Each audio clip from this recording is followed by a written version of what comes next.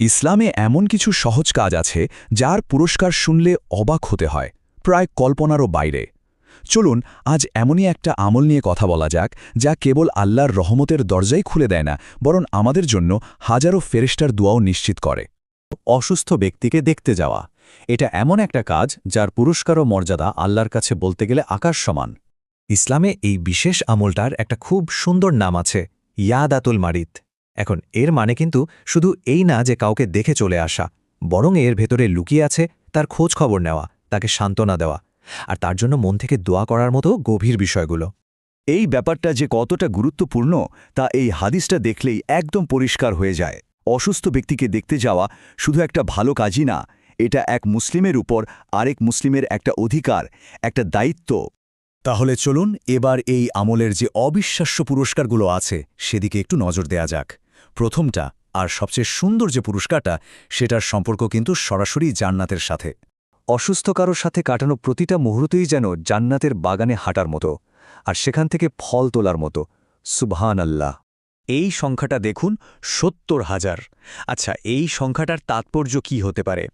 এটা কিন্তু এই আমলের সবচেয়ে অবাক করা পুরস্কারগুলোর একটার সাথে জড়িত। হ্যাঁ, ঠিক এটাই সেই অবিশ্বাস্য পুরস্কার।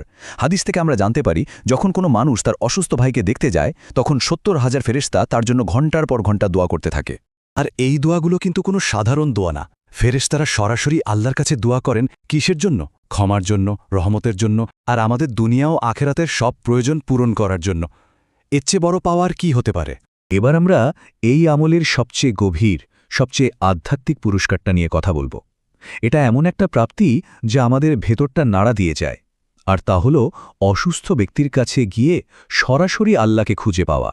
একটা হাদিসে কুদসিতে এসেছে, কিয়ামতের দিন আল্লাহ সুবহানাহু ওয়া তাআলা তার এক বান্দাকে এই প্রশ্নটা করবেন। এটা এমন একটা প্রশ্ন যা আমাদের সবাইকে গভীরভাবে ভাবতে বাধ্য করে। বান্দা তখন তো একেবারে অবাক হয়ে যাবে, তাই না?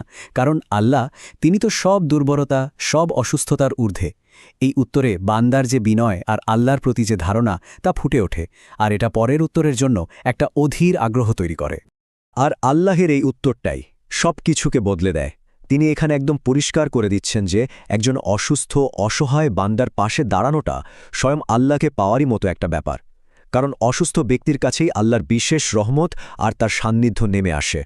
এই আমলের পুরস্কার যে শুধু পরকালে জমা হচ্ছে তা কিন্তু নয়, এটা আমাদের আত্মার জন্য, আমাদের নিজেদের জন্যেও অসাধারণ উপকারী।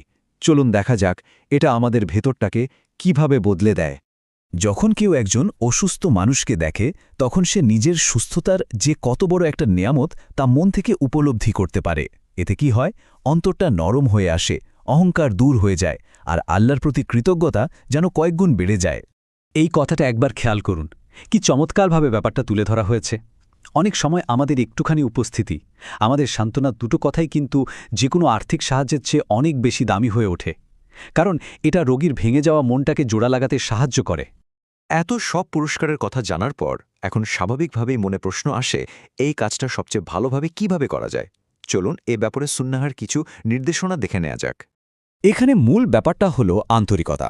দেখতে গিয়ে রোগীকে যেন কোনোভাবেই বিরক্ত করা না হয় বা তার উপর বোঝা হয়ে না ওঠা হয়।